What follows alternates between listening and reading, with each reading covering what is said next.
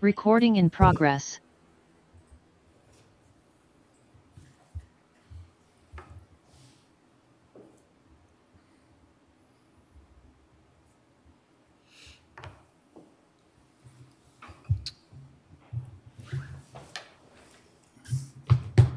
Okay, it's 1:30. Let's call court back into session.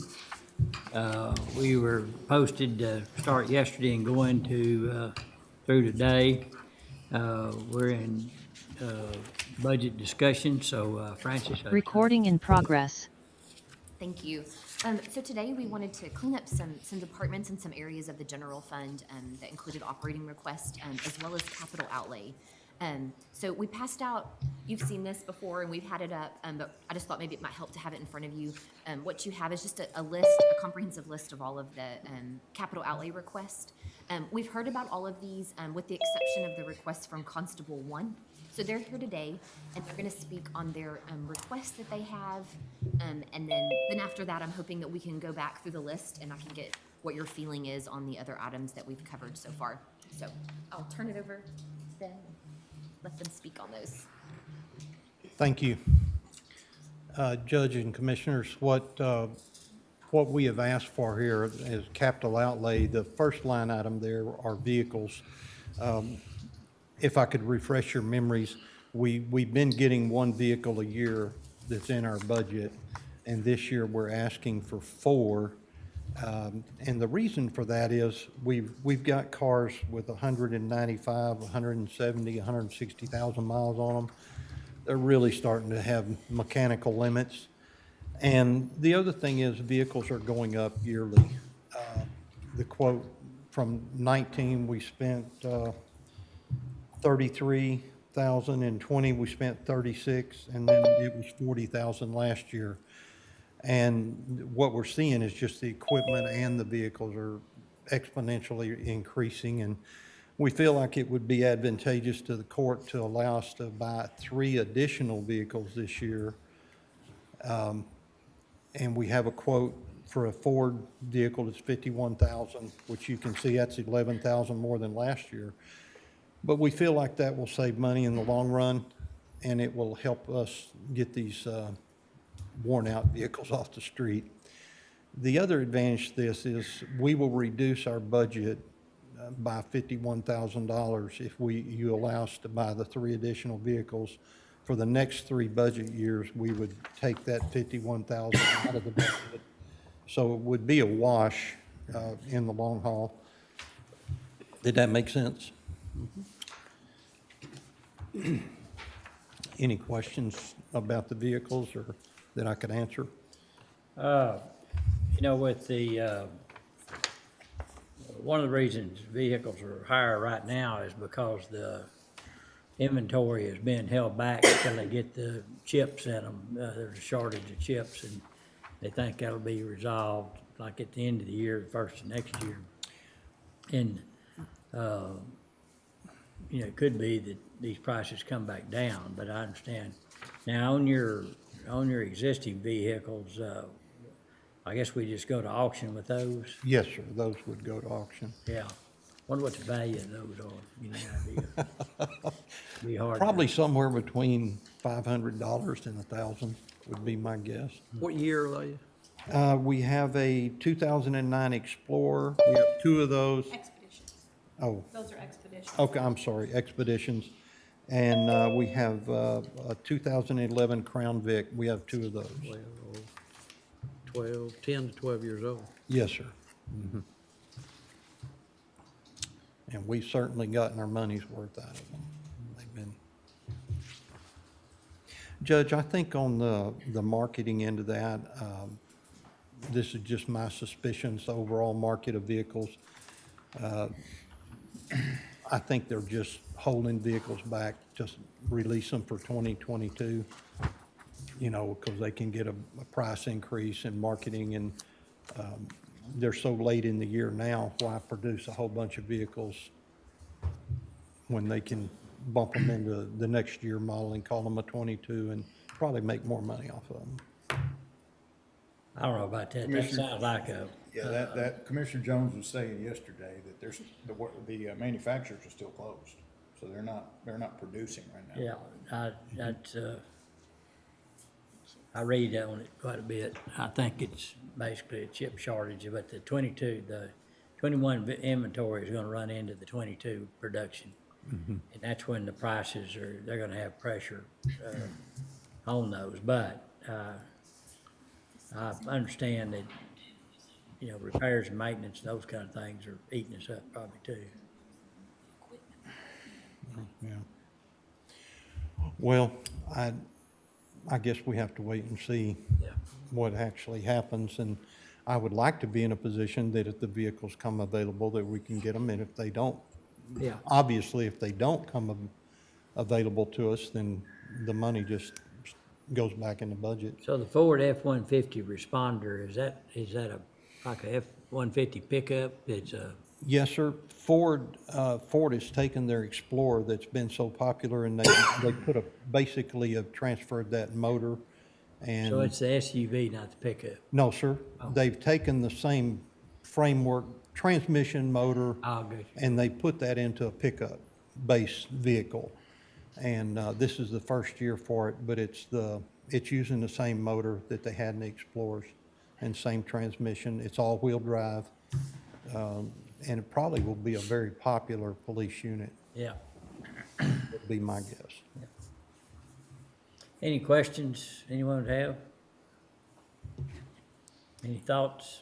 I have one, if y'all didn't have anything else. On that, you said that, if with 4 units, those would replace the ones you have. So would you have any, you said you could save some within your budget, but would that be like based on travel reimbursement for using personal vehicles or? He was meaning that the next 4 years, we wouldn't need to ask for a car, Next 3 years, or next 3 years. I gotcha.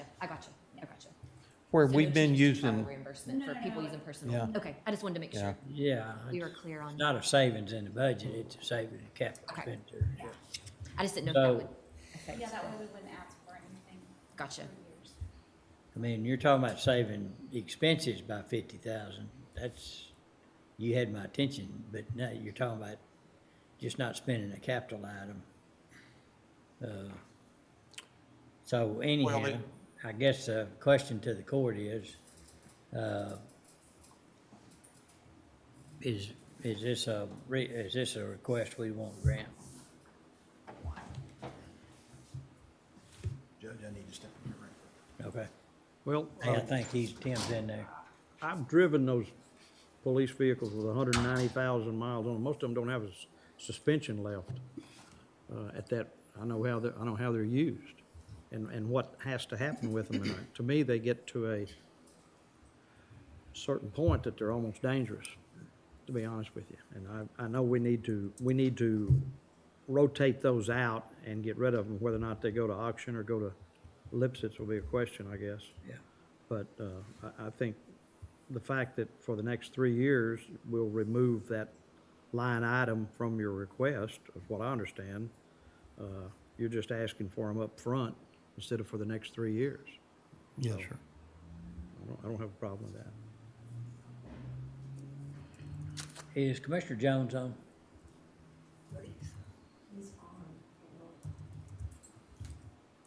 I'm here. Okay. Any questions that you'd have? Any comments or anything? I'm fine with sticking what we've done in the past. Just one. Or one at a time? Uh,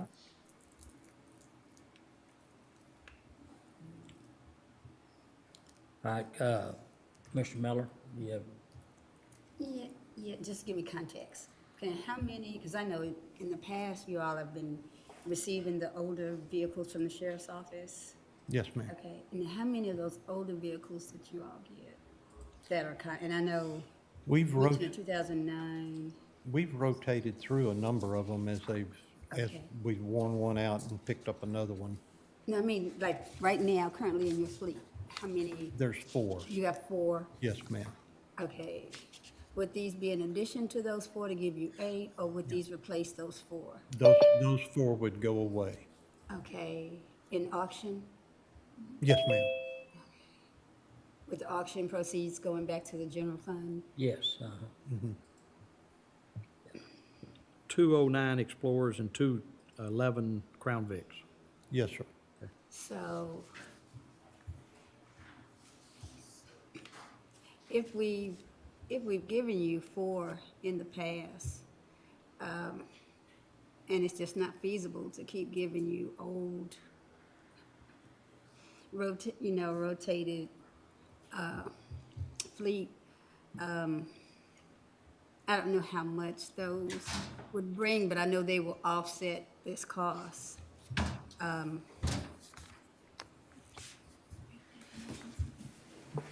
So if we did it the old way, we would just be replacing one old one a year. Is that what Commissioner Jones is proposing?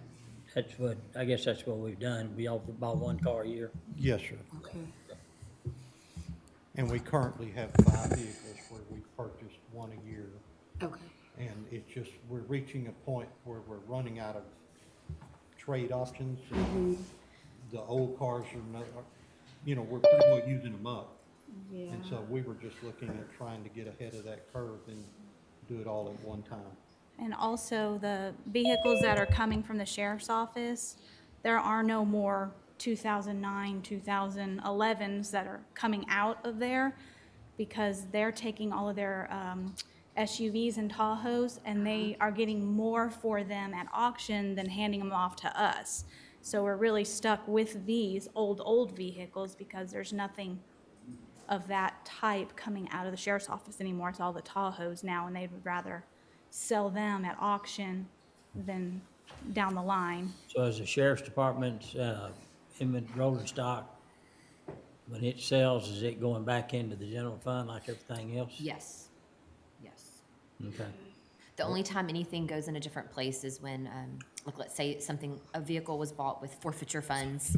That money needs to go back and replace those forfeiture funds because they were there for that purpose. But other than that, no, all those assets are, they're owned by the court, not the department, so that's, it all goes back into general fund. okay. Short answer. All right, let's let that request soak just a minute, but let's go ahead and jump onto this Axon body camera and car cameras. Judge, what we're seeing is when the district attorney takes cases to the grand jury, in several instances, those have been turned away and rejected because there wasn't video evidence of it. And that's becoming more and more prominent, that request. I personally usually get 2 or 3 DWIs a month, and that we get off the street. And the problem is, without a camera to video the vehicle you're following, then when it goes to the grand jury, a lot of times they're just kicking that stuff out. And because they want videos. And also, another thing is the liability. We're starting to see a time in law enforcement where there's a lot of pressure, and what they found are cameras exonerate officers over 95% of the time. And it's becoming a tool. And we feel like it would be to our advantage to plug into that. And so we looked at the body cameras we've been carrying for the last 4 or 5 years. What we've run into is when we go to buy, we need a couple of new ones. When we go to buy them, the technology's changed and the software to download it's changed. And so all of a sudden you've got this software for these 3 cameras and this software, and we're having a hard time keeping consistent. And the program with Axon is a 5-year program, and they update your equipment Every 2.5 years. every you get 2 and a new body camera. they update it so that it stays consistent and your software stays consistent. Right. And you don't have half your department on this and half on this. Right. And it is a big expense, but we feel like that it's something to be considered. They offered it as a 5-year plan, or we could have it as a one-time deal. And I think that would be up to the discretion of the court. We do have some grant opportunities out there. There's one with Hot Cog, And there's a couple other grants, I think one with Axon, but we can't apply for grants for something we don't have or we're not getting. And so we needed to clear it through the court here and make a plan with the court, and then we'll go out and, once that's approved, if it's approved, we'll go out and start pursuing grant money, and any of that we get will reduce the outlay of the court. Right. How many is this? It's 9 in-car cameras and 10 body cameras. And the Axon system, basically the body cameras are integrated with the in-car cameras. So if the in-car camera is activated, it will automatically activate the body camera. If the body camera is activated, it automatically activates the in-car camera. It's the system where if another officer with the same camera system pulls up on your scene or anything like that, or a traffic stop with you, their body cameras, as soon as they get within a certain range of your camera, it activates their camera, so no one has to worry about, oh, I forgot to activate my camera. Also, I was gonna say something and I forgot. When you draw your taser, it activates your camera automatically. If you draw your weapon, it automatically activates also. Right. So everything is all videotaping, and you don't have to subconsciously or, consciously remember to turn it on. It's all activating itself. Its storage system is in the cloud. So the DA, I believe the sheriff's office has the, what's it called? I forget what it's called. Evidence.com. They use evidence.com with their Axon body cameras. Well, with the in-car camera and body camera, everything uploads to the cloud automatically. And so you don't have to have a server or anything like that. It's all tied to an air card. And then the DA, all you have to do is put the case number to it, and then they can automatically access the data through their site because they have an account with the evidence.com as well. Okay. So And it kind of it's- connects everything. It's a lot easier than trying to download and put them on disks and all of that. It automatically just uploads to the cloud. And so year one costs, what are the, So year one is it's the Fleet 3, which I believe is the body cameras, I think. No, the Fleet 3 is the in-car cameras, and then the AB3 is the body cameras. Together, those two for year one is the 33,000, And then going- 361. going forward, what does that look like? Year 2, 3, 4, and 5 are the same amounts, but they're 21,294. So the total 5-year cost is 118,537. Every 2.5 years. So instead of getting 10 body cameras, at the end of the 5 years, we'll obtain 30 body cameras, because every 2.5 years, they send you an updated version of the body cameras. And so This at is- year 2.5 and year 5, they'll send new cameras. You said this is the same system that the sheriff's office uses? They use the Axon for their tasers. They don't have body cameras or anything. So they only use the evidence.com is what I'm saying for their Okay. taser They don't have- download, but they don't have this video system, no. But car cameras? they've No, got- they use, what's it called? WatchGuard. WatchGuard, I think, is they just upgraded to WatchGuard.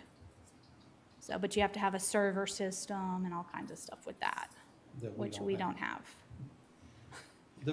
One of the things we liked about this was the fact that it uploads to the cloud, and we don't have to have special software or any additional equipment to make that happen.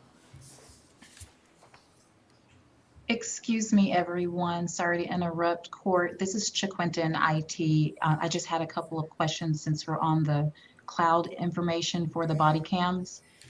Okay. I just wanted to know, I know you mentioned that the cameras would route the data through their air cards. Have you looked at the plan of the air cards that you have for the data transfer and how big those files would be? What the retention would be on the storage for that data with the cloud option? Let's see, it says it's got, 10 gigabyte à la carte storage. Okay, that may just, is that all for your whole package? I don't want to, No, pick it well, apart, it's- but, It says quantity 200, so it's I guess, was that 200 times 10 gigabytes? okay. Is what it says on here. And do you know what security controls they have in place for that plan? I do not. Okay, I've been waiting for them to call me back on all that information. okay. Is that something that IT can get a copy of to look at as well? Yes, Yes, ma'am. ma'am. Certainly. Okay. Okay, Thank you. I think, like all of our programs, we have IT make sure that they. Oh, yeah, definitely. Yes. And I'd like for IT to get that information and look at it, and not to make a decision on, whether we think it's a good idea to have them or not. It's more, can we handle it from a storage. Security. And security We- standpoint. We certainly want it to be compatible with them. All It's right. no good to us either. Right, right. And then, kind of jumping back on the cars again, tell me about your current inventory of the old ones. What's year models? Do you have year models and mileage on those, or? Yes, sir. We have on the old cars, Yeah, okay. There's a ones you'd be replacing. Yes, sir. There's a 2009 Explorer that has 100, I'm gonna round these numbers off. Expeditions. Remember, they're expeditions. Expedition. Okay, 124,000 miles. There's a 2009 Expedition with 160,000 miles. There's a 2011 Crown Vic with 171,000 miles. And a 2011 Crown Vic with 195,500 miles. okay. And then, so that would be what you would replace with the new vehicles, those Yes, sir. particular cars? Yes, sir. All right, what other cars do you have? We have an Explorer, it's a 2016. 2016. Then we have You know how many miles it has on it? approximately 50, doesn't it? It, It's got,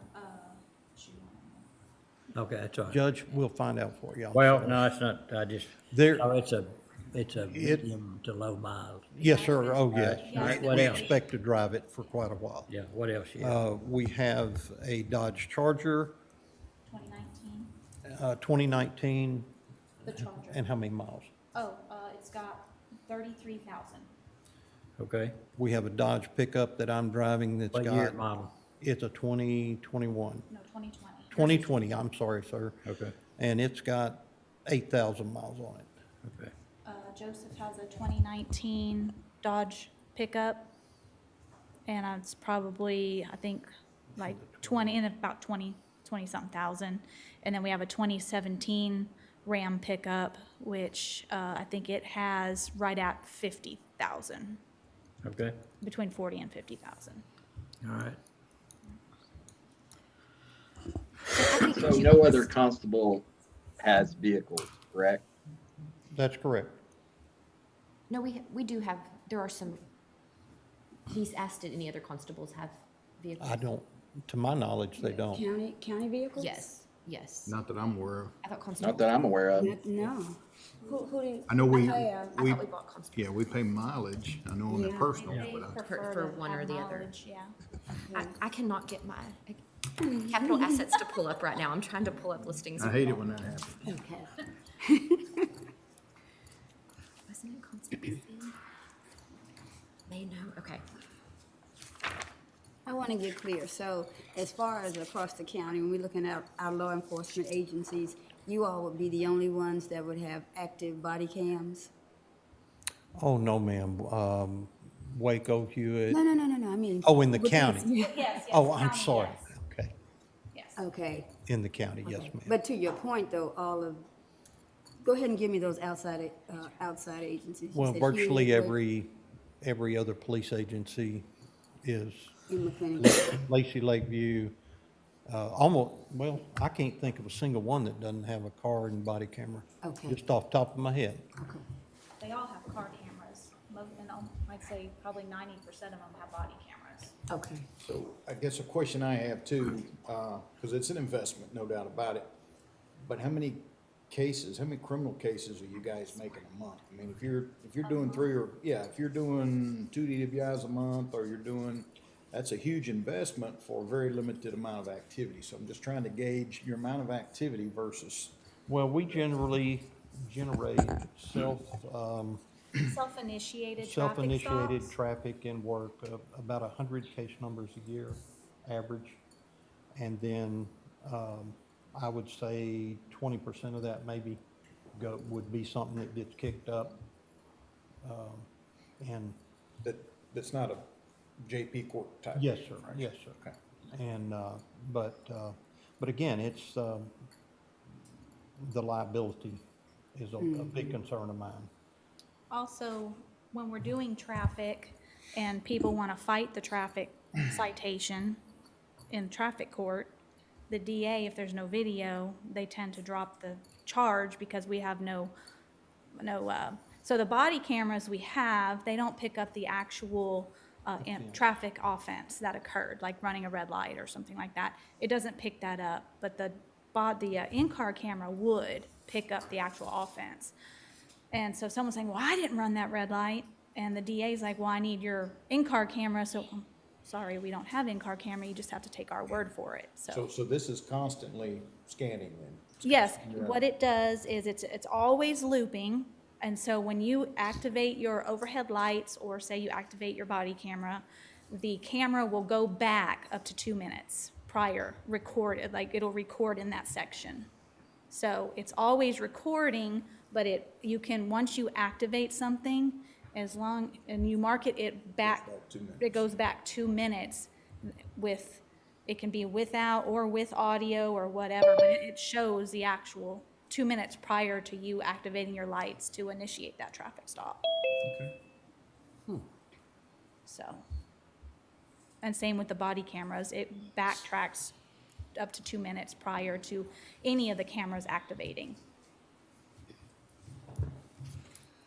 I could see visiting with IT as far as the technical part of the cloud and security as purely being just a technical reconciliation, because this kind of technology has been around, and when, they're not having issues of that nature. So I could see them just probably wanting to see the paperwork, but I don't see that being anything that would have anything to do with the request. I kind of agree with you that the liability issue, most incidences, they start with minor traffic offenses. And so I think it's telling that law enforcement agencies are moving to body cameras and car cameras to be able to catch the activity out on the street. I see it proactive and positive law enforcement. Well, thank you. I know it is a big expense, and like you said, you have to weigh that with the amount of cases, but you also have to weigh the one DWI you take off the street that didn't kill somebody. I mean, what's the value of that? And so I think it's a very big step. It's a positive step. And, I think also because we do drive marked units, I mean, all of our vehicles have lights, sirens, graphics saying that we are a constable's office. That and not having the car cameras, and if we see something, we have to stop. I mean, it's nothing like, oh, I'm not in a marked unit, I don't have to stop. We're in a marked unit, and if someone sees us and we pass by a traffic accident and we didn't stop, or we see someone yelling for help and we didn't stop, I mean, those are things, we're in a marked unit, and this would help us saying, it just protects you, Right. the cameras systems. Constable, speak to your caseload increases over the last few years and what you see moving forward in your precinct. it's hard to answer that. I know my precinct has got tremendous growth in it as, between Robinson. I think there's 5 hotspots in the county growth-wise, and we have 3 of them in the precinct. and this number's just off the top of my head, I've done a little research, but I think there've been about 3,000 new home permits pulled in the last 3 years in my precinct. There's been two apartment complexes built that I know of, actually more than that, I forgot about the ones down on New Road. You know, a lot of duplexes. It just, a lot of growth and a lot of people moving in. And it's hard to know how that's going to translate. It's translated into a lot more traffic that we see. And, but as far as criminal cases, I'm really not sure, you know, when you watch the MDT every day, the shoplifting is significantly higher. Just petty theft, disturbances, suicide calls. Unfortunately, we don't take those calls. We're not primary for that. We tend to be an assisting agency. And it's that 20% that we do generate ourselves, that's the only thing we can really, but that's been very consistent. Would increase in numbers, and I don't know how you would, I don't know if you put a number to it, correlating a way to figure evictions and other notices that you serve that can be what I would call intense sometimes? Well, those are our danger spots. The evictions, people don't like to be evicted. No, understandable. And what we're seeing, I went back 3 years, and what we're seeing is an increase in the amount of actual evictions. There's a three-step process for an eviction. You have your notice to move, and then you have a hearing, and then you have an appeal and a 24-hour notice posted. And what we're seeing is, in 2019, 20% of our citations went to eviction. And now we have less evictions because of COVID right now, but our rate of set-outs has gone to 22%. We're seeing an increase of the actual evictions themselves. And I think what we'll see as the COVID restrictions I think they ran out last week, we're going to see a lot more evictions. And so we like having the cameras because not everybody's real happy to be there, and not, quite frankly, not all the landlords are the most agreeable to deal with under these circumstances. Because they want to do things, there's a very set procedure in the law for an eviction, and they don't always understand that. So it's good to have things recorded. We went to a writ of possession, when was that, last year? Sometime last year, we went to one and entered the home, and the lady had shot herself in the head. So we have all that on camera, and we were able to give all that data to Waco PD. They actually handled the criminal, or the crime scene portion of it, but it's just something that we had all of that on camera. We had it all documented, the condition of the home and everything, so.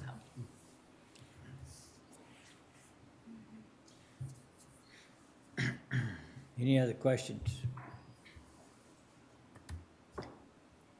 So is this an action item right now, or do we need more information?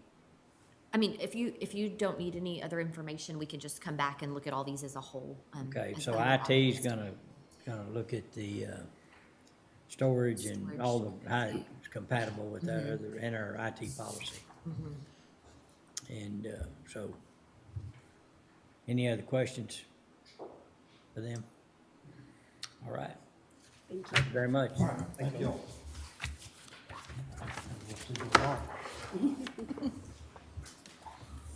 Francis, I was looking at your spreadsheet. I said, Yes. now where is the mileage? No, I'm So it was, kidding. I was trying to get it up the whole time and it was going slow. So, this was just a list of the vehicles, and yes, I don't know what I was thinking, but no other constable has a vehicle. I was just drawing a blank there for a sec, but there's 9 vehicles there, like he It's nothing mentioned. you don't keep, is it? Sorry, all of it. So there's this. Okay. Okay. As So my plan was now, we've heard about each of the items on the capital outlay list, or the pieces of equipment that exceed $5,000. So I wanted to see if, you all had any thoughts on any of these that we could go ahead and either check off, or if you're not wanting to look at those, purchasing those this year, just so we can keep moving forward. So just to go through, top of the list there, we have the engineering department. He presented the request for the land survey equipment, and you'll see the total there, $45,231. I've got a question right quickly, and maybe there's several people that want brand-new pickups on here, and that's not gonna happen. We're trying to find some for Road and Bridge right now. You can't find them. Could we call them back and say, hey, won't you start, if you have the need for the vehicle, let's look for a used vehicle, because you're probably gonna be able to find one of them a lot quicker than you are a brand-new vehicle. And when you look at like maintenance of equipment, I mean, that's a vehicle that's gonna get very limited mileage every year put on. It's not gonna be running 50,000 miles a year on it. Why would we not ask some of these requests for vehicles to look for used vehicles? They can be more recent models, but if they're wanting a new vehicle, we're gonna be waiting until next spring. I think that's being kind, saying it could be next spring before they even start showing back up. And it's So I hard to think it's know. gonna be hard to find a used vehicle also too. It's- your chances are gonna be a lot better than finding a new one. Those prices so- have gone way up too to get. Yeah, I got a bid on mine yesterday. But it, Fell over. but they're not costing what a new one costs, is the point. So if you know you can't get it, and you know you're paying top dollar for it, why aren't we saying, sure, go ahead, when you're not gonna be able to get it anyway? So would they be opposed to looking and trying to find a used vehicle that would serve that purpose, and it would be beneficial to them and us, quite honestly? At least it's something they could get in sooner. And we can, those that you want to go through and have that, request that if that department is able to maybe find some information on replacing the new request with the used, we can get with them and. Ken, what are you seeing on the buy board? Well, that's what I was going to say. A lot of times, because of the buy board, we can buy new vehicles, sometimes less than what we can get a used vehicle for. Now, and again, I agree. I understand. We were just having that conversation earlier today.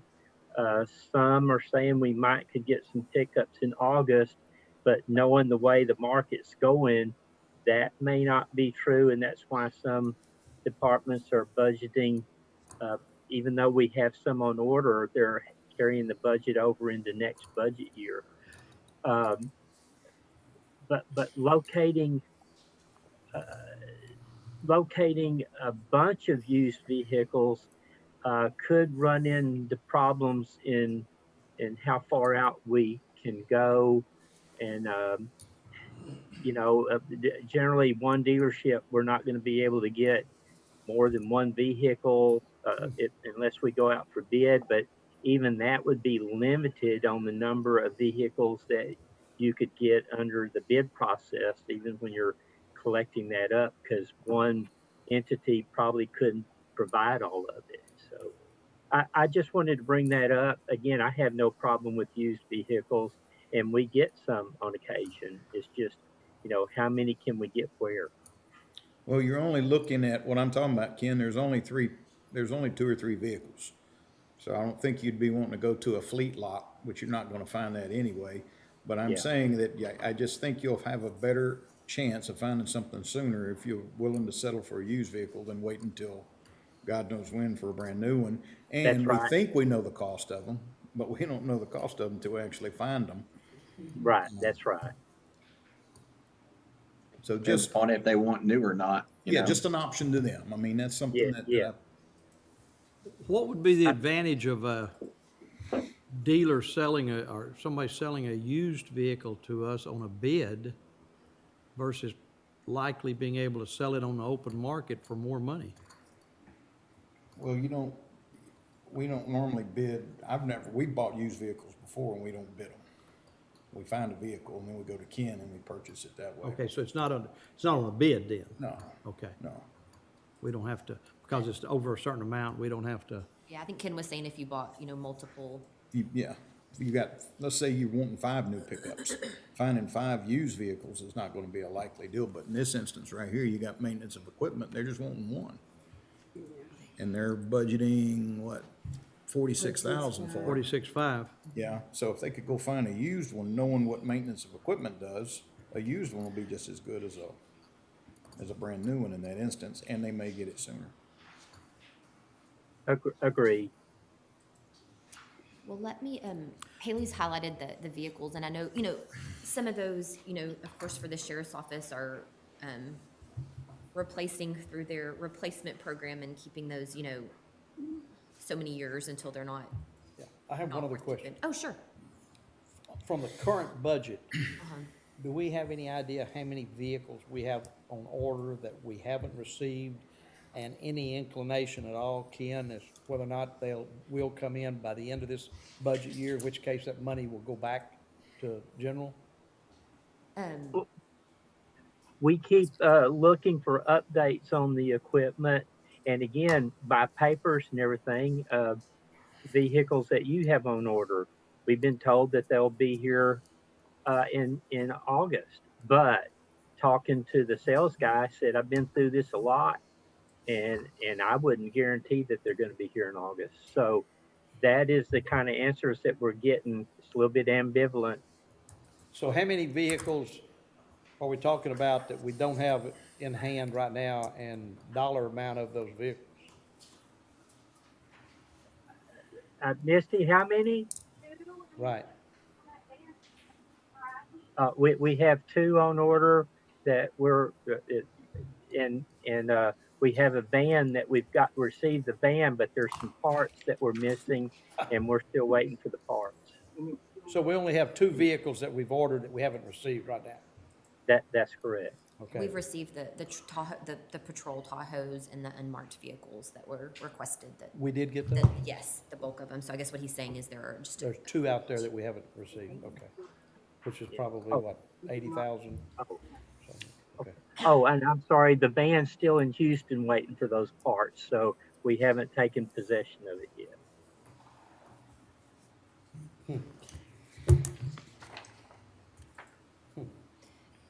Well, I am worried about repair and maintenance, but, these are kind of different times. I do remember trying to catch up in 2013, 14, 15, because we had a aging fleet because we went through a hard economic time from a county standpoint, and budgeting, and we didn't replace any vehicles, and then we had to do the catch-up. But, back on Constable Strickland's request, there's one vehicle there, the 2011, it's got almost 200,000 miles on it. We could, if the court agreed, replace that one and then look next year, trying to catch up some with the other vehicles. I'm fine with that. are you talking about just Constable one specifically there? Yeah, Just one one? specifically, but as we go through all these vehicles, see what's left in their inventory, and if there's one in that close to 200,000, I mean, I don't know that much about. Well, I've owned a lot of wore-out pickups, but, I know they cost a lot of money to, and they don't increase in value when you fix them either. So, I don't know, any other thoughts on that, Mr. Perry, or?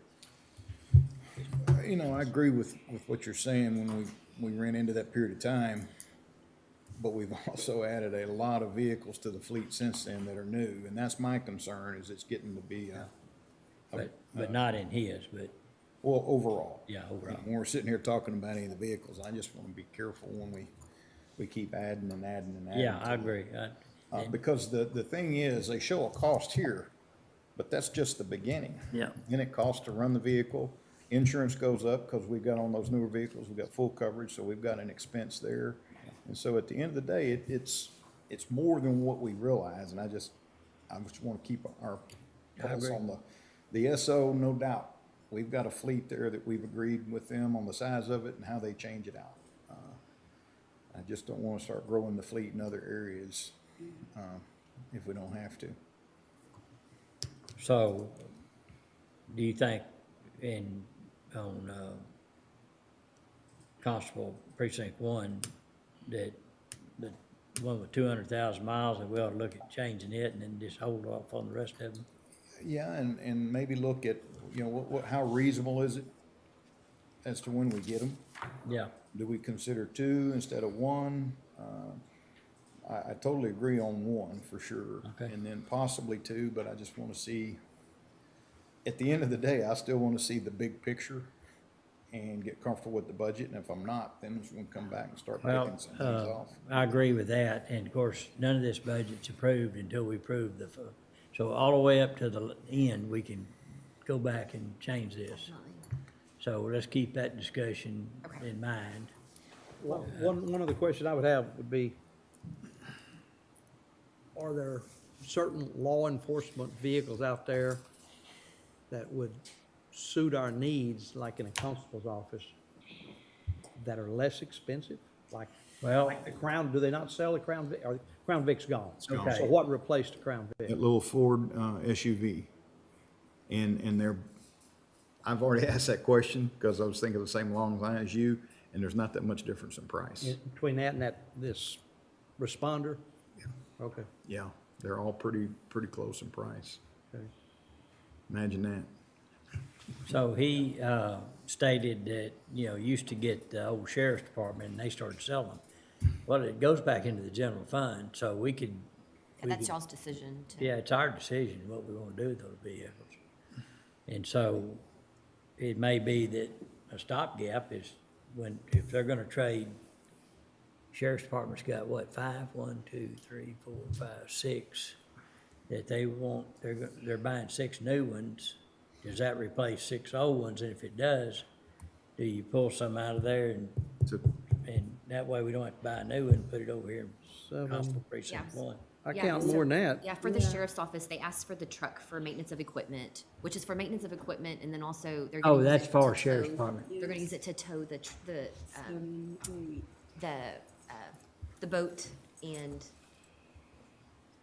Well, what is a jail transport vehicle? Is that a van? yes. And Okay, so, okay, that there- was where they were replacing a van, There's so these fi- should all be replacing, There's 5 unmarked, unmarked. 1 K9 is 6. Oh, yeah, I see that. 1 MH is 7, and 7 patrols is 14.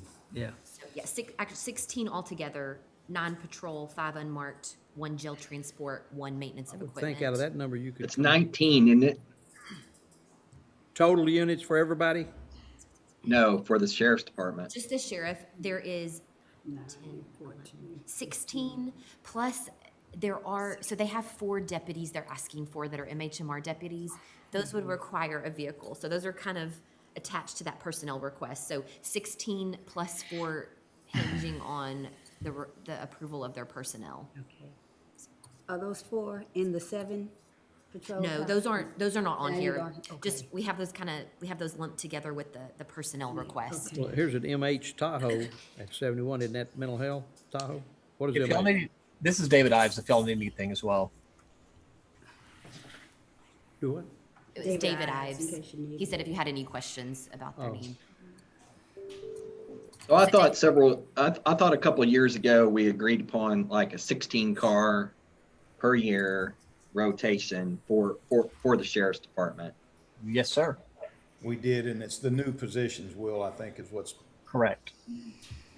And their Well, night, they're gonna be mental health that work at night, is that right?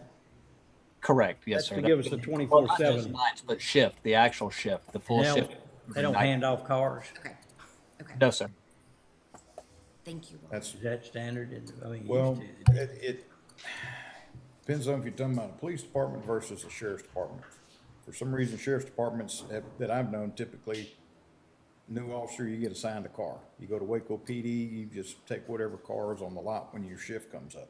So that's one way, like the cities manage their fleets, is by not assigning a car to every officer. Yeah, because they're. But a lot of times with the SO, you get guys that check on duty from their house. They Yeah. don't drive downtown They to check take a- on duty. Take a call They as soon take as their they, calls home. they take a So call. as soon as It's they a check give on. and take deal. I mean, when the fleet gets a certain size, I think it's something you have to discuss. I don't know that we're there yet, but,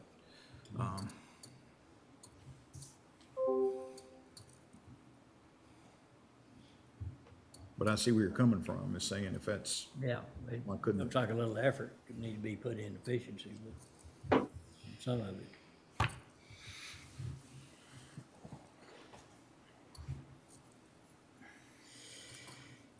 What, Constable Strickland, He wanted me to make sure y'all knew that the 52,000 for the Ford F-150 responders does include the equipment that goes along with it. Okay. So he said there's about $15,000 of equipment, so that is car plus equipment. Right. That's the 52,000. okay, It's patrol ready.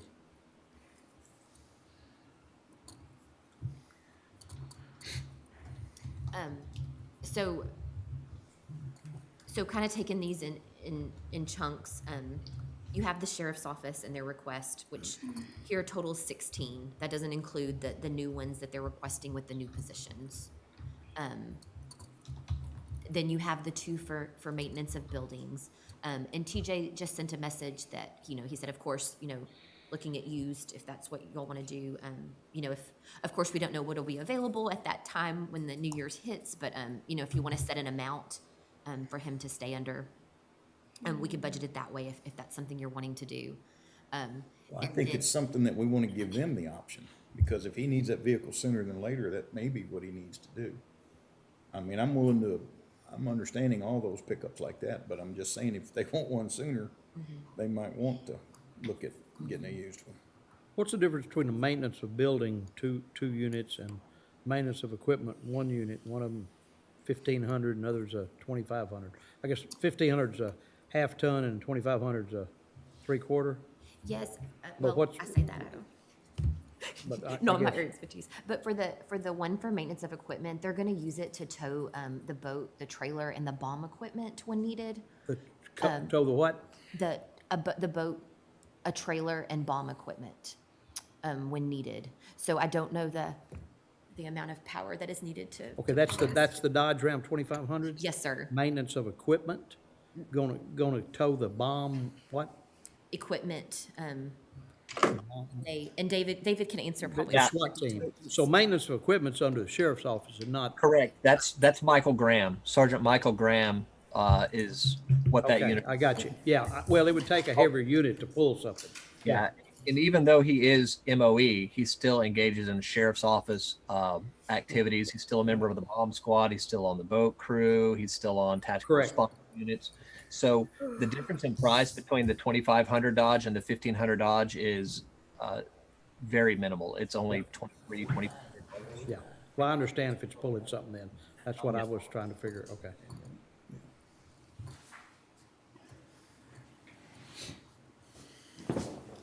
so on the one that pulls the boat, so we're assigning a pickup to a boat, and that's all it'd ever be used for? No, sir. No, sir. That's totally not the case. So his regular duties are definitely at MOE are the bulk of what he does. But on the occasion where we need to respond with a boat, we need to respond with the bomb truck or the bomb trailer or with an equipment trailer, having that capability to have a truck that is 3/4 ton to haul the heavier loads that we have sure is beneficial to the sheriff's office in general for the additional cost over a base half-ton unit. What do we use now? Excuse me? What do we use now? We use a half-ton truck.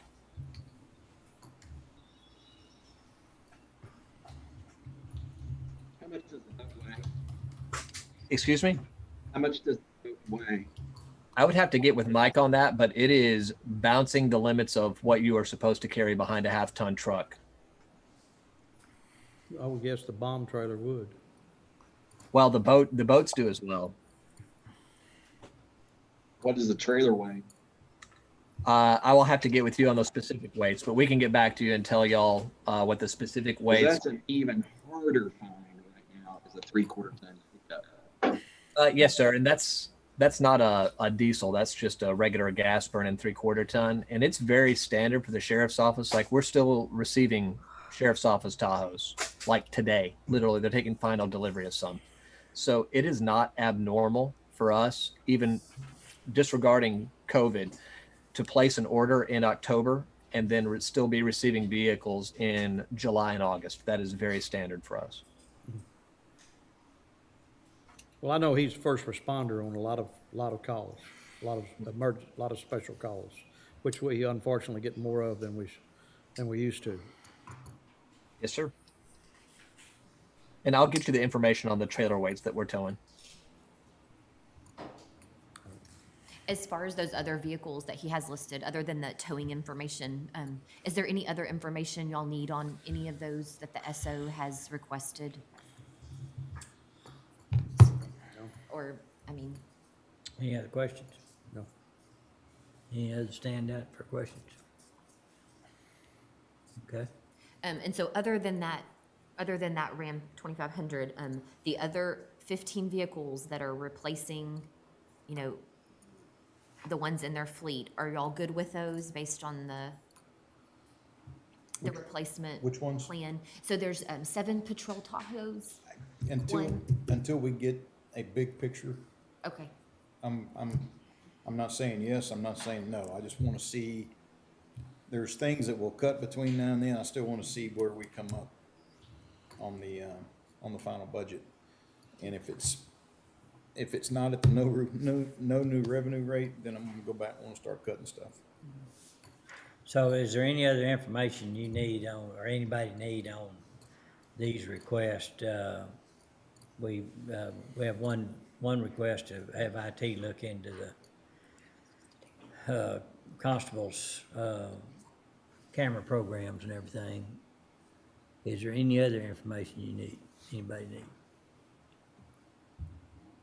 I don't want to leave with a question, and we're not working on getting the answer, because we'll be in the same place. I don't have any questions. But I echo Commissioner Perry. You know, I need to see how the puzzles fit together and equal an NNR. And this is, you know, when we looked at, we can go back to that, but, you know, using the no new revenue rate, we're able to fill. Can you other- show the main summary where we're course. at right now with all these requests? Yes. And of course, you know, personnel, falls below that line, then we'll get into that tomorrow, starting tomorrow. But if you can see this here, you know, this is showing your estimated beginning fund balance, using the no new revenue rate, what your revenues would be. The expenditures include, everything we've looked at up to this point with any changes you made noted, as well as all those capital outlay requests. So that's where we were sitting, the 43.4%. We do, of course, then below that, any personnel changes are added in, any COLA you decide to give is added in. You know, we briefly looked at what amount you wanted to maybe put in for bridges and low water crossings. And then voting equipment, we talked about, you know, using bond funds for those. But, you know, with all those variables in place, you're still looking at coming in definitely within your target fund balance by using the no new revenue rate at this point.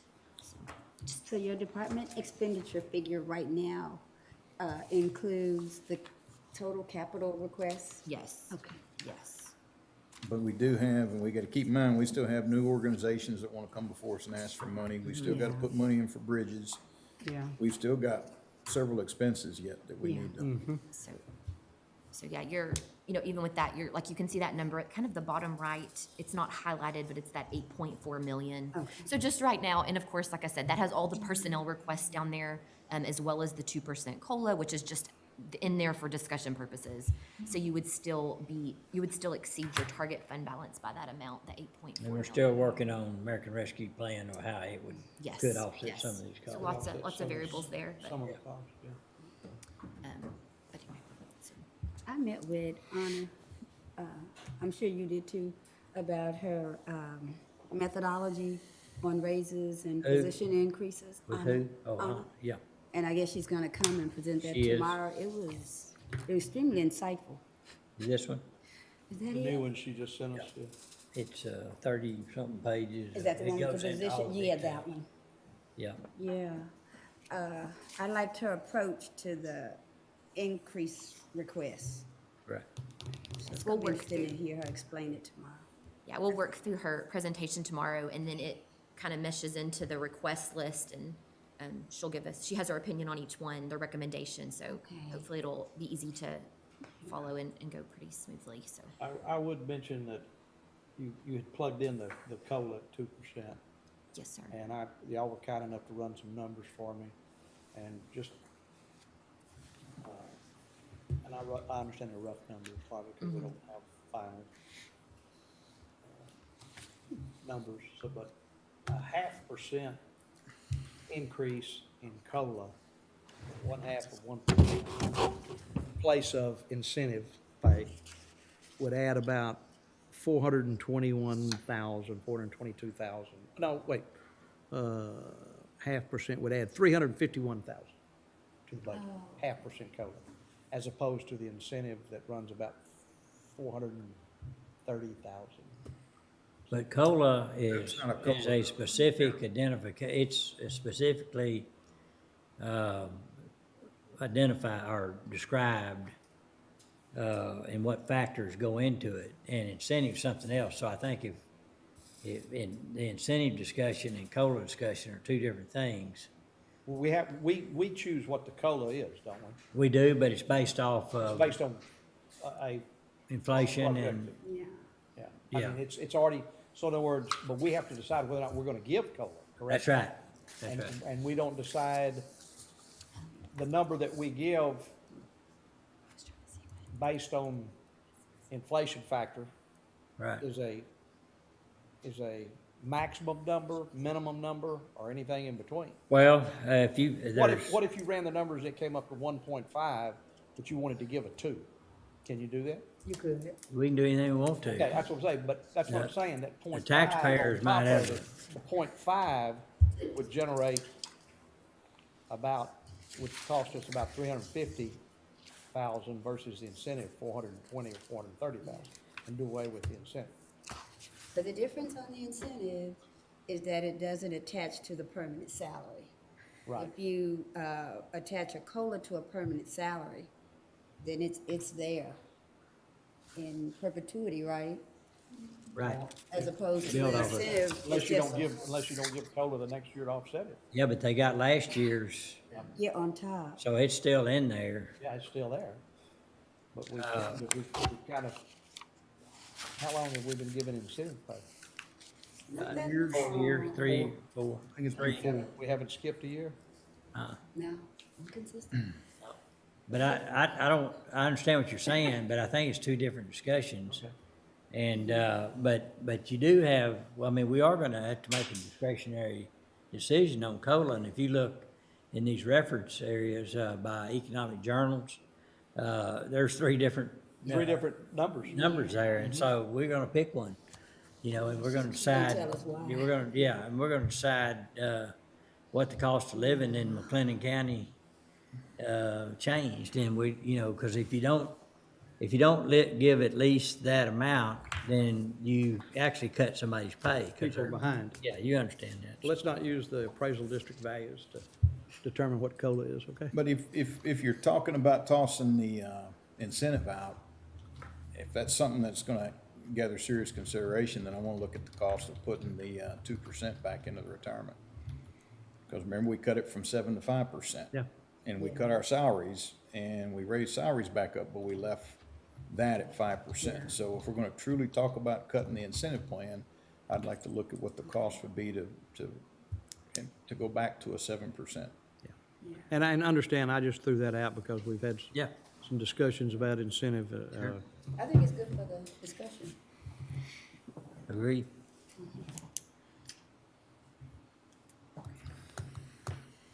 So, going back to the capital outlay list, is there any that you want to give any sort of indication, a yay or nay on any of them, just to I'm move gonna forward, or? ask you, the night vision, I thought we said okay, but he was gonna look in this year's money. On the night We ha- vision Yeah. equipment. Yes, See if we can get- we had some discussion here and there, we just haven't got any, Okay. I just want to get some What if, Okay. thoughts from y'all before. what if we went ahead and approved 2 in next year's budget and told them they need to find the other 2 in their budget this year? To night vision? To, And so those were 11,000 each. I believe we could probably find enough to get them now if y'all would, Oh, get two we can- now and two in 22? Oh, okay. And I think also, as we get down and we look at this, what money's the positive, difference between after we go through the budget and what we have that is still above the 33%, then we can go in, and take cash if we choose to and start paying some of these things, paying for them this year. Definitely. And that'll help us ensure next year that we meet budget, which we've always done. And, so even if we approve these in the 22 budget, in the next, before we're done, we can say, look, let's take this much cash and go in there and allocate it towards next year's expenses to the extent that it reaches. Yes. So that's an okay from me on the night vision. Okay, so if they could buy two now, two then, we'll, y'all are, Yeah. Suits me. and of course, when y'all give me kind of a thumbs up on these go, this is what all these are decisions, I say decisions, all these indications of what you want to be in the proposed budget, that's what the proposed budget will be. And then like the judge said, of course, you want to adopt till the end of August, so then that's when you will make your final call on those. Okay. While we're throwing all the different ingredients into the stew, I had an idea. You know how we sometimes tell departments, if you have some money left, then look at your request and go ahead and get it this year? Perhaps we could have a different strategy in those departments that have higher priority things, such as the night vision. Instead of us telling a blanket across departments to look at your budgets and see what you could order, why don't we look at what would be left across budgets and then look at the really top priorities, like the night vision, as opposed to, random departments just kind of. I think that's difficult because every department's gonna have a different priority. What might be the number one priority to us may not be the number one priority to the tax office or to and You're right. But like, say if my priority is I want to buy 4 chairs and a desk, well, it'd be a no. you're just talking about using your surplus funds, not pulling them all together from across it. I'm pulling my across. That'd be a tough way. I don't know about that. That'd be hard. Well, I'm saying because sometimes we get departments that we're telling them, they know they have money left, then they just start buying stuff. That's right. But we have Well, departments that I really told- need to get stuff. I disagree with you, and I'm gonna Oh, tell you okay. why, is how much money have we returned in the budget every year for the last 4 or 5 years? Anywhere from 5 to 9 million a year. About 4 to, So they're not going out and spending it, or we wouldn't, 4 to 9. wouldn't be. But I coming up with- I see recently a lot of money coming out of contingency. Lot of spending, moving it from here out of contingency here, which in my mind tells me that, hey, we're reaching the end of the budget. We've got money left, we need to go ahead and spend it. That's the mindset I see. I mean, it couldn't be if we have 9 million left over. No, you're both right. You're both right. What I'm saying is, if you have that money there, then you freeze it. You don't allow people just to have a Santa Claus list and start buying stuff. We look at some things like the night vision and we go, well, let's go ahead and get that out of this. Just to be safe and understand, and Commissioner, you'll kind of find this out as you go, is unexpected things happen. I understand And unexpected. you have to do. I really do. And sometimes your budget doesn't cover those unexpected events, Yeah. and But I have to wonder at this point, with us nearing the budget end, why some of those weren't needed earlier, and all of a sudden now they're needed, and really they're not going to get used this budget year, which to me, that's what a budget's created for, is to benefit our employees and the taxpayers for this year. That's because what they we have create to the budget. expended the money to be able, let's just say you've expended the money in a line item, and now something pops up and you have to have it, you've got nowhere else to go but other line items or to the contingency. contingency. And so if you have a Yeah, I don't, unexpected event during the year, and I agree with you, unexpected events need to be taken care of. But if it's not, what determines an emergency? Is an emergency something that you just, a difference between a want and a wish and a need? Are we spending needs, or are we spending wants and wishes now? So I don't know. Toward the end of the budget. And you will see that, you know, sometimes there's some departments that can move within their department, their larger departments, and they have that ability. And the year may go on and they're like, I really need this, you know, could we get this now? So, and of course, those budget amendments are all gonna come to y'all for approval. So maybe they're moving up into furniture and equipment from professional development because there was no conferences this year. And so they're using those funds for another purpose that when were originally budgeted, y'all approve those, the budget's amended. But there are some departments that if something comes up, there's no wiggle room. Some small They're ones tight. that, They're yes, tight. yes. And so that's, you know, a lot of times then we always try to direct departments to use funds within your department when you can, but of course contingencies is there to move from as well. But, you know, it's. During, you know, tight budgets and those things, there's been times where we would not approve inter-office transfer from like, let's say, travel, because of COVID, they didn't use that money, training, to another expense, and we wouldn't approve it. The court said, no, things are too tough.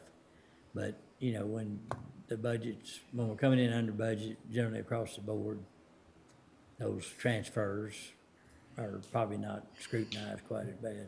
or as And of much. course, I'm drawing on just past experience, and mine's different than perspective from the rest of you who've been on here longer and you understand. And so I'm sure that there are some, I won't say biases or perspectives that I have that I need more enlightenment on as far as what happens and why it happens and so Well, forth, so. yeah, we all do. And I appreciate y'all's insight and response. Well, yours too. I mean, the way, hopefully people are elected to a position because they come with knowledge and they're gonna be an asset to the office that they'll be seated in. So, it goes two ways. Appreciate that.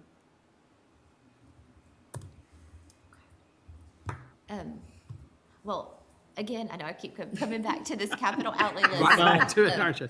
Is there anything you want to go ahead and strike, or do you want to, again, just to try to get to where we need to get for the proposed budget?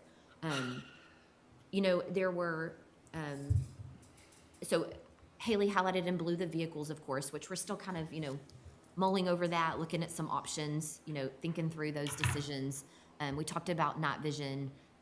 Again, going back up to the top, there's that engineering, that land survey equipment, and Zane spoke on the need for that for his office.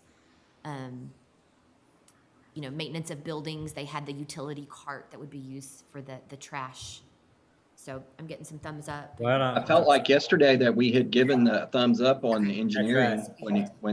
so I don't know what their question is. Yeah, no question. I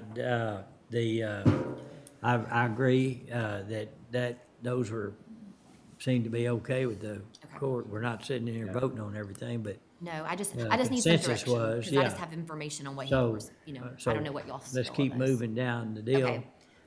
Then if you get down to line 26, 27, and 28, those are the copiers that were asked for Gel Medical, Jack Harwell, and Jack Harwell Medical.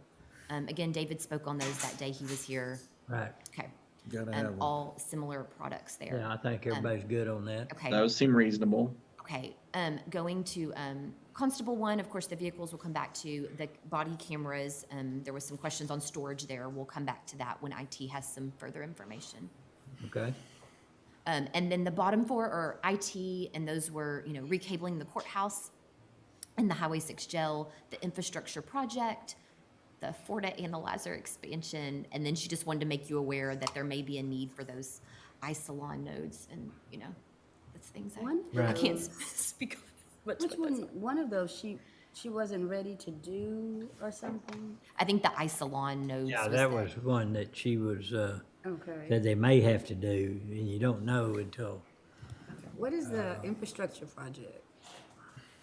Is that the server? the certain That's, network. yeah, the server. Is that the New server. redundancy? Is that where they're gonna build in the redundancy? Yes. Yeah. back up. Yes. Go ahead, David.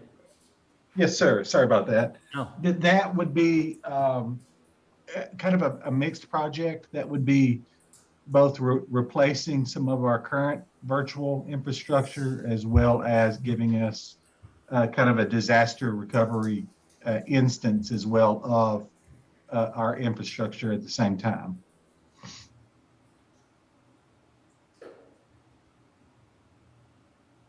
Yes, this was the system that we talked about, the virtual cluster environment that we currently have. We talked with you about moving to this newly designed system that has everything built in, the storage, the management tools. We've been encountering issues with the product that we've been using, and this would be a much more efficient solution. And then we would repurpose the servers that we have in the old cluster infrastructure, if that makes sense.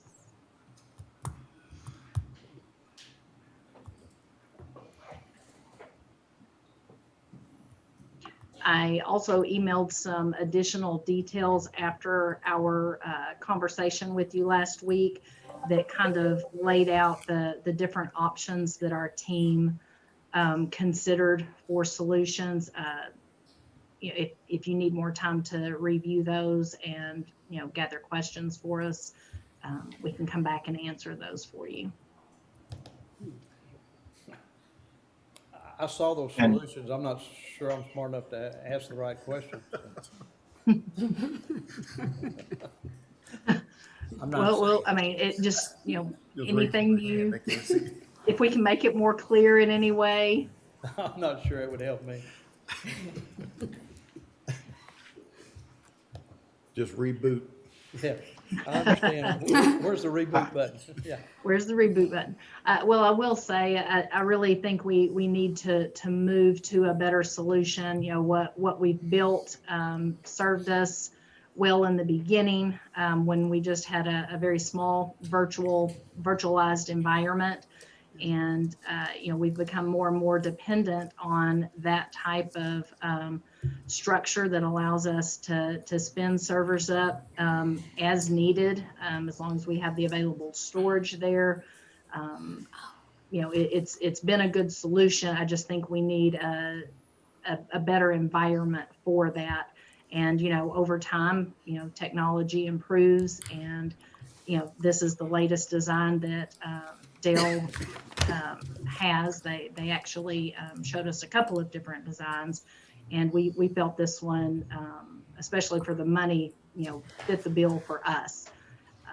The middle option that we looked at was only about $10,000, $11,000 cheaper, but it was really just a large storage system.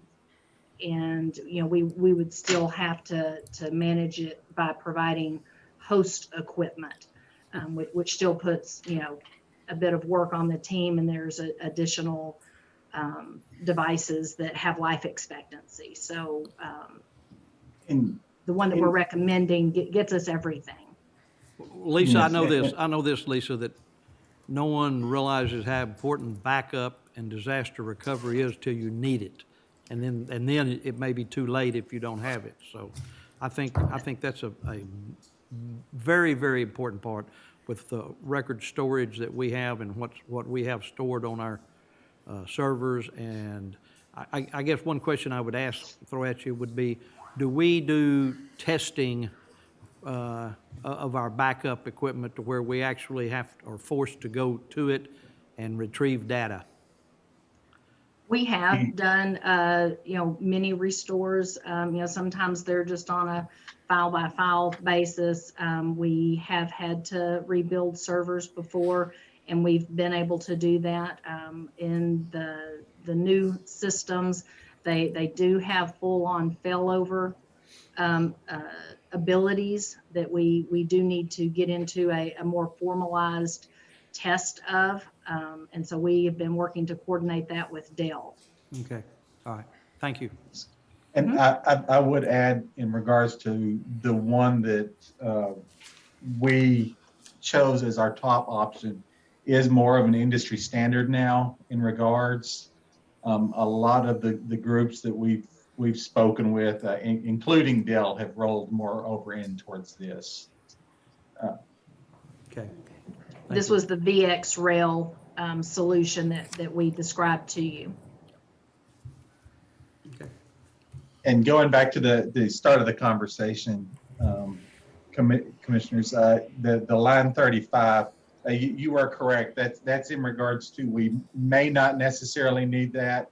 It's just an item that gets carried over from year to year, just as a just in case, due to, if a situation comes around to where, say, the DA's office suddenly has a lot of videos and information that they have to get downloaded, is more into when those extra nodes would come into play. So it's not necessarily a need in the moment, but dependent on the scenario from year to year may roll into that. Yes, and what did you say our capacity is right now? How much utilization do we have on the ISLAR? We're right around 45 to 46%. We're doing really good at this time. Most of it is just straight up file and document storage. I know there has been some conversation in regards to bringing more of the evidence.com information into it, but we haven't really seen it hit that as of yet. Yes, they have done minimal downloads to this point. Okay.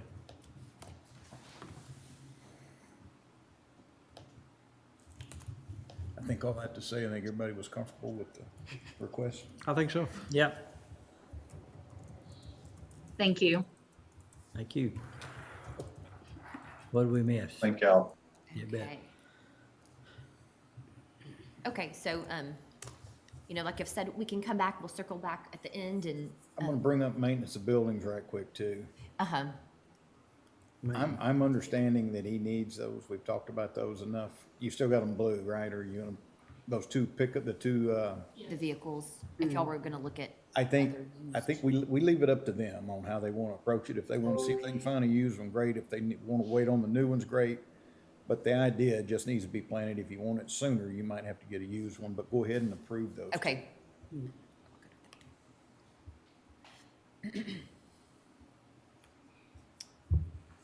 right. Everybody else agree with that? Yes, sir. Okay. So that'll clean up some capital outlay there, and you've heard all the information on those, so, of course, we'll make final decisions, later. Is there, so we can continue, with some things we had lingering in general fund, unless somebody's on a time crunch, that you just let me know. Keep rolling. Okay. I'd like to go back to, there's 6 departments that make up the sheriff's office. Maintenance of equipment, sheriff's office, both jail facilities, and then their medical areas. And so, last week, they spoke on the operating needs, some increases. Some of it was the increase in supplies for COVID. There was for replacement of SWAT uniforms. There was some additional cell phones needed, so deputies weren't using personal cell phones. But altogether, in all 6 departments, the difference was $189,565. And we can go back through each of those increases in those 6 departments. But if you're comfortable with the descriptions that they gave for all of those, we can check those off. And the total increase is 189. 189,000. Of those 6 departments. Yes, and that is of course, the operating budgets for those are fairly large. That is it's a 2% increase operating wise. So do you want to go back through those, or are you all good with those increases and the descriptions they gave for those? Any questions about any particular one? I'm comfortable with it. Okay. And they were all very reasonable, I think, and quantifiable, in that there's been an increase in cost, or, we're adding a number of cell phones. So I just want to make sure. Okay, perfect.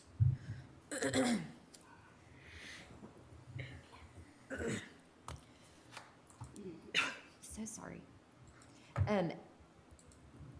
Looking at, let me go back to my list.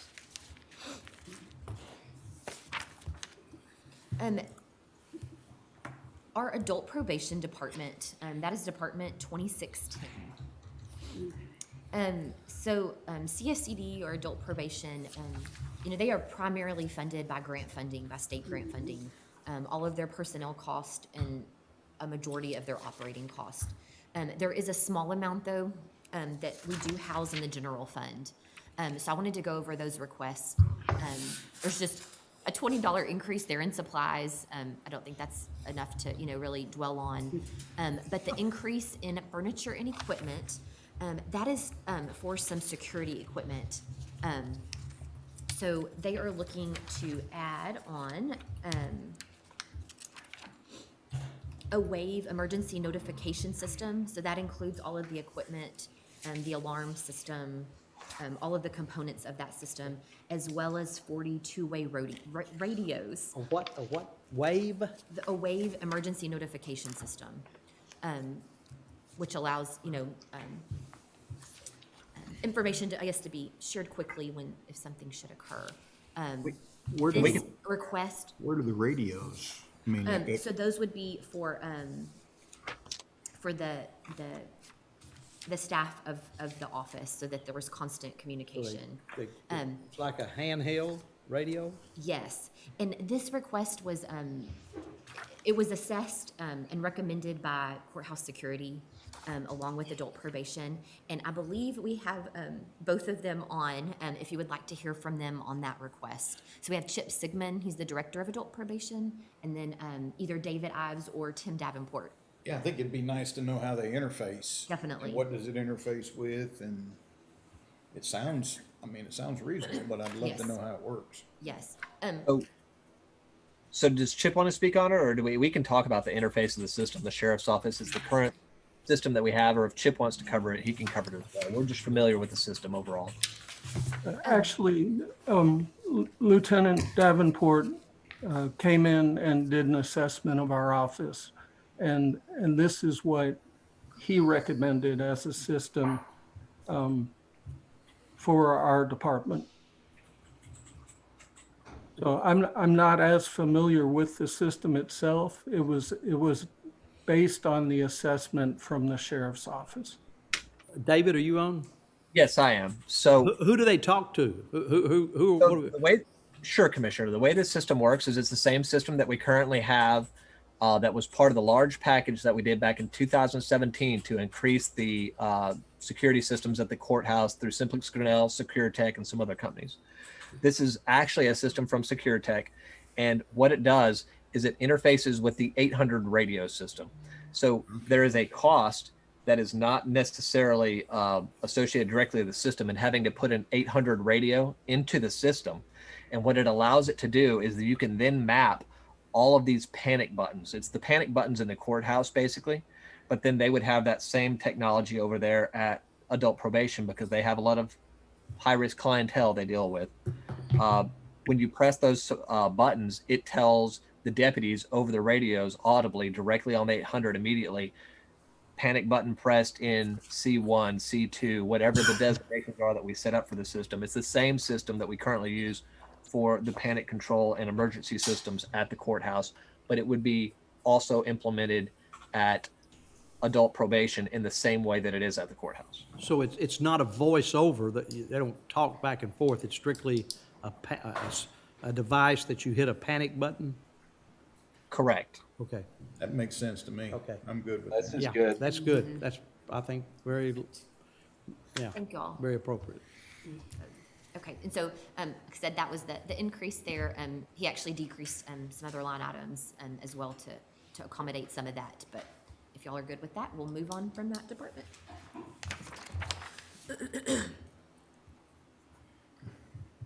Okay,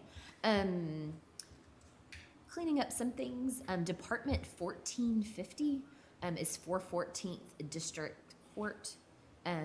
So you originally had said okay to this department, but there was a question on the part-time and the increase there. So I have a little more information on that. This is Judge Menard. She said really she could probably use a full-time person, but she would like to increase the hours that she is having a part-time person work. She this last year became the administrative judge for the district. So there's some other work that is involved there. So this extra number of hours there will allow her to be able to keep up with that extra load of work. So And the hourly wage is how much? 15. Yes, sir. It's one person working, just one person, or several people? So part-time, right now, there's one, but when we have the part-time pay line item, it really allows the departments to hire as many or as few as they would like. Do we keep them under 30 hours a week? Or? Yes, Okay, yes. okay. Yes, sir. So is she going to use more hours or use more hours or pay more per hour? Work them more Both. hours. Well, it was 15, Yes, and so it stays 15, but the hours, what she's asking is more hours, part-time, it would 25,000. so again, like I said, I know you said that was good, just there were some questions there, so I just wanted Yeah. to follow up there with y'all on that. Let's see, we have a couple constable office operating departments that we haven't, looked at yet, and those are Constable 2 and 3. Constable 2 is Department 3120. And operating wise, they increased, just kind of across the board a little here and there just for increased costs. So nothing really specific, just increased work there, and increase in costs for supplies and things like that. It's a little over $7,000 there, of an increase from one year to the next. If you want, we can follow up and get a little more detailed information, but just wanted to see if you had any thoughts there, or if we're good with moving on with their department. What is it? What is it? Officer and employee? Is that what that travel reimbursement? Official and employee, yes, sir. Official and employee? Yes. Okay. And that's in line with the other, all the JPs are pretty close to the same with regards to that? The Do they- constables, This the is travel constable. reimbursement. Constables. So it'll just depend on their number of staff in their office, but yes, I think it's fairly consistent from department to department. And, like we talked about earlier, they're all using personal vehicles, so that's reimbursing them the IRS mileage rate per mile I that they haven't talked to travel. John, but normally he's conservative. Yes. If he's asking for the uptick, I just haven't talked to him to be specific, but usually he's conservative, John Johnson. I'm good with this. Okay, good, okay. We will continue. And then, just don't want to run over anything, but Constable 3, Department 3130, there was just one slight increase there in travel reimbursement. So that's, just based, I think, on what they anticipate that they may go over or could go over each year. So that's $960. Good. Yeah. Okay.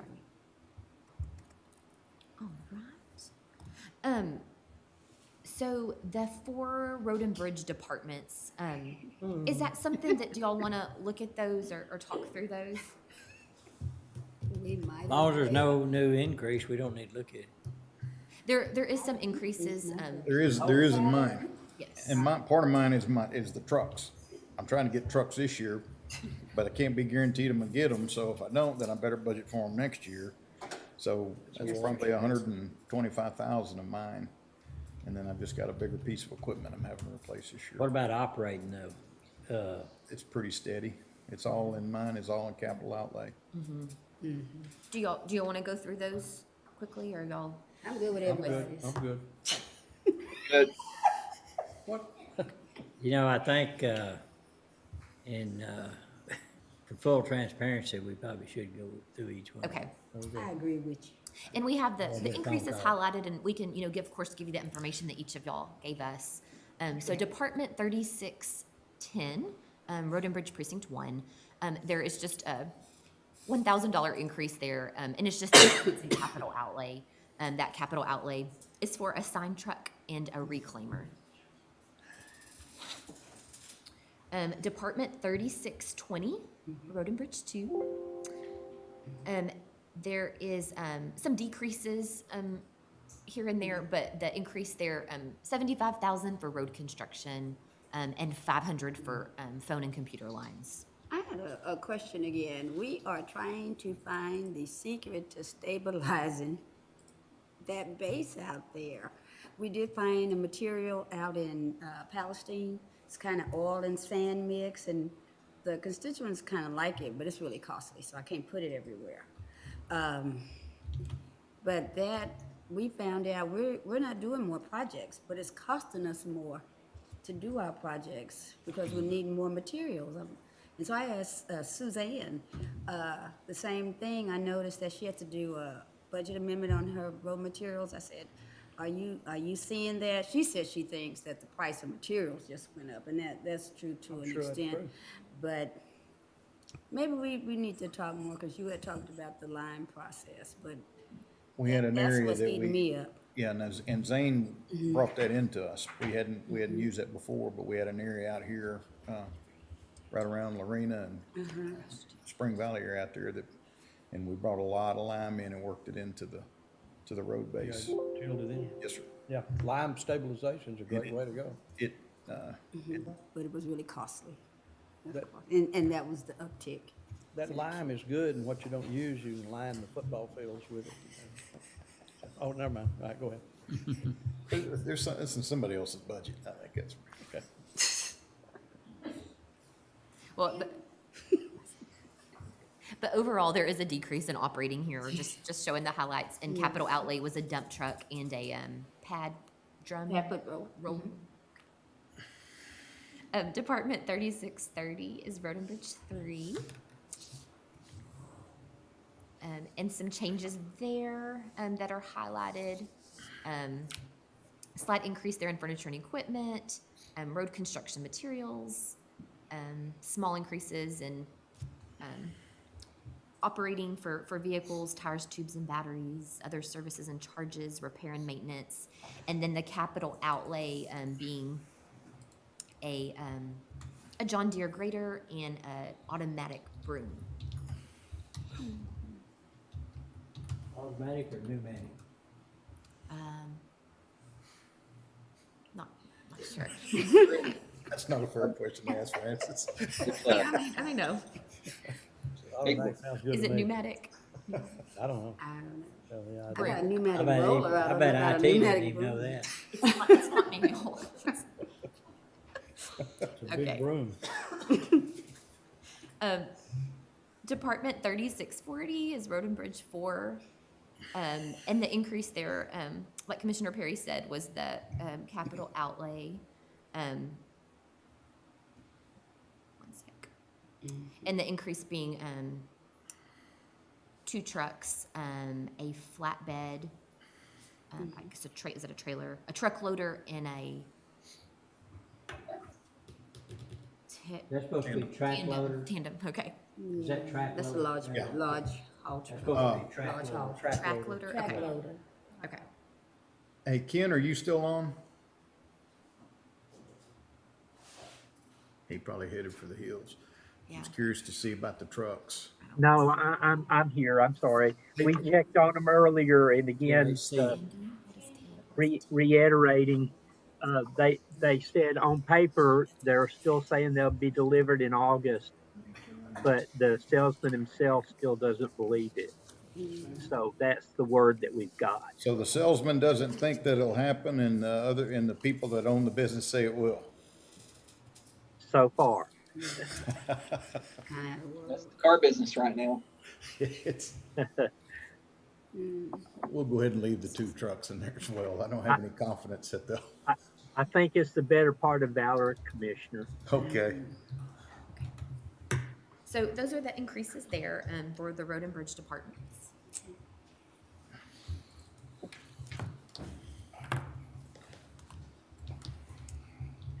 And then, of course, on that topic, there are some notes that we made on the bridges low water crossings that may be needed. But of course, we've talked about that, and we'll look at that at the end on how much you want to budget for that.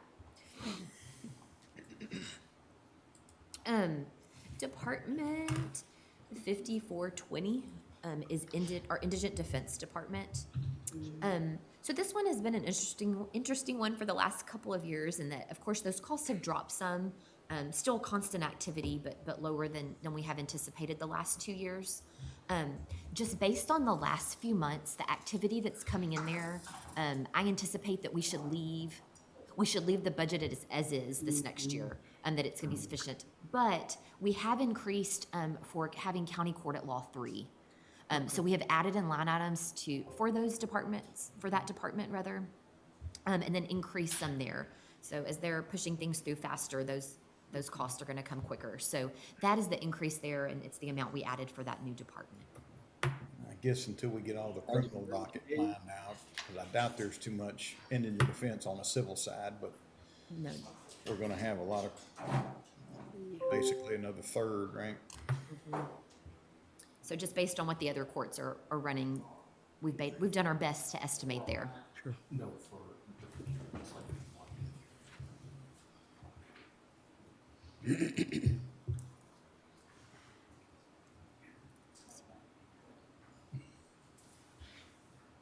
Is he okay? Okay. Yeah, we're good. Should hold off.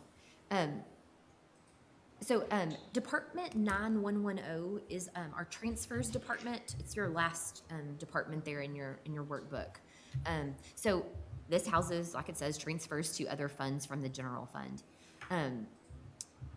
Starting there at the top, so we transfer 40,000 into, a fund, and we keep it for bookkeeping purposes, but it funds the CPS board. There's no increase in requests there to increase it. So we have plugged in the same 40,000 that you give every year, for that purpose. So just want to make sure there was no other thoughts on that. Again, no request to increase from the CPS board. For the juvenile probation local fund, so that the local fund for juvenile, opposed to what is funded by grants, that local fund, the budget is adopted by the juvenile board. So they have adopted that budget for next year already.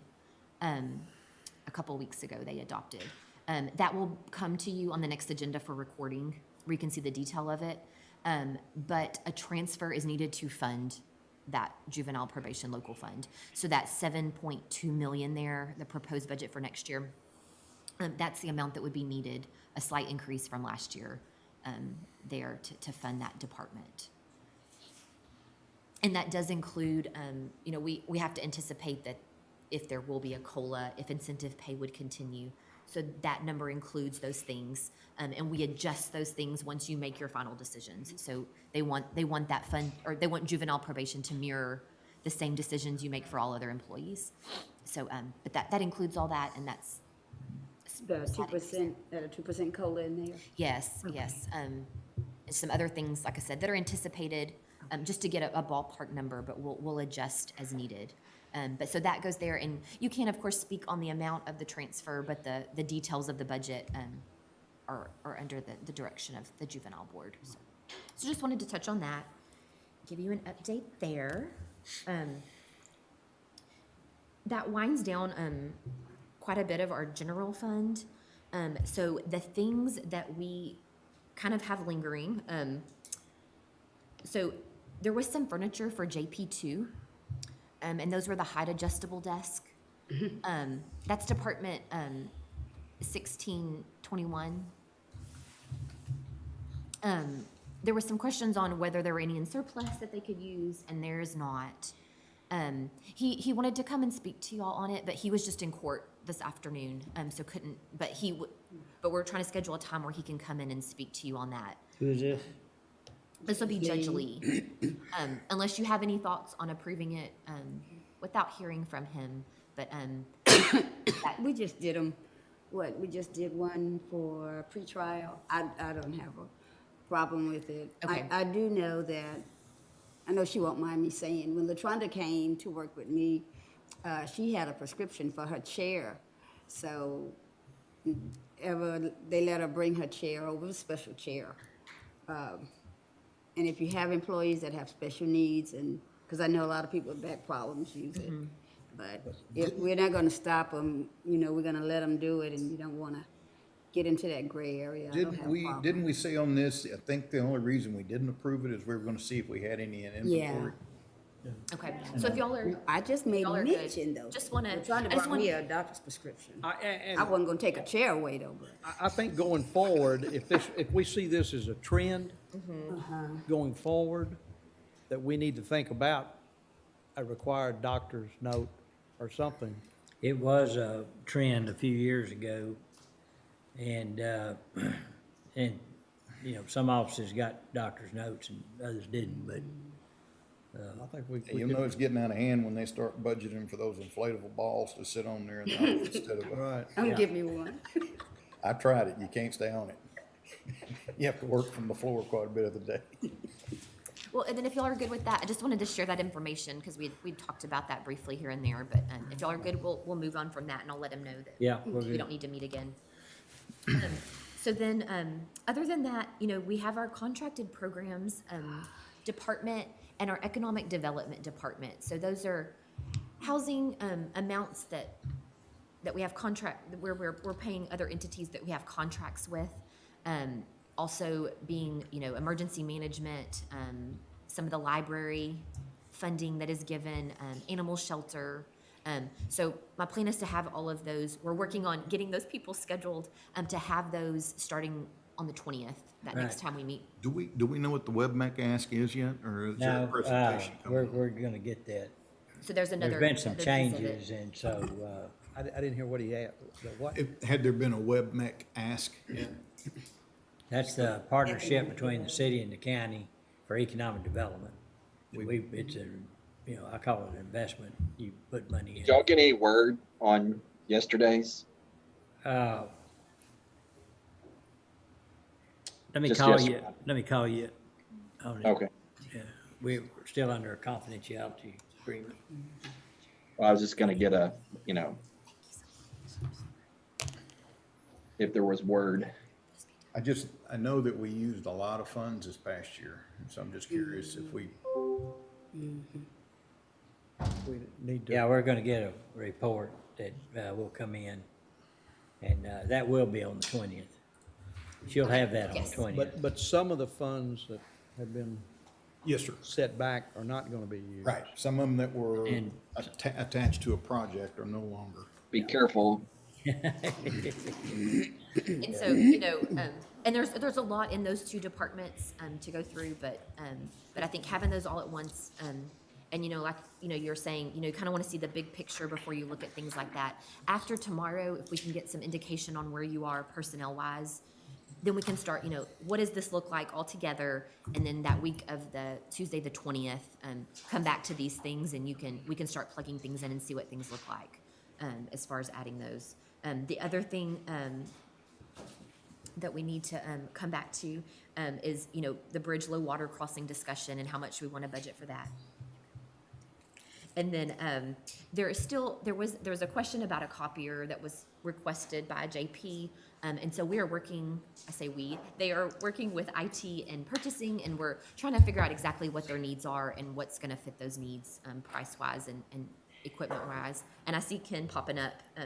What about the rest of the,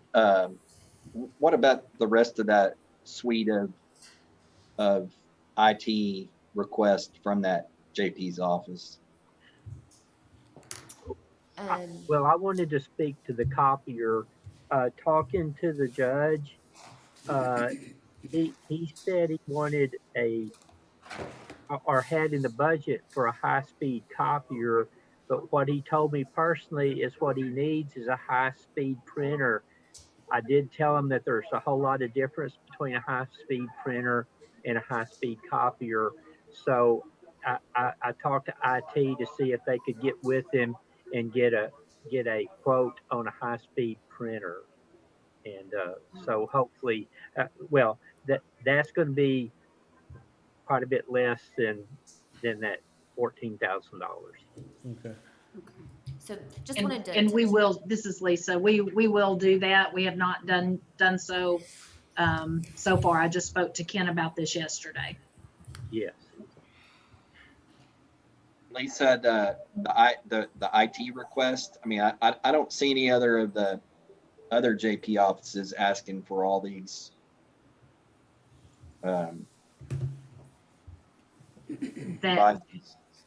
That's right. I think there were, I don't have that sheet up in front of me. I apologize. You're right. I do think there was more there. I will try to get some more information from him regarding that. In talking with Ken, it sounded like the printer needs and things were related to the e-filing processes they would be taking on. So I think I'll just take that on myself and get a little more information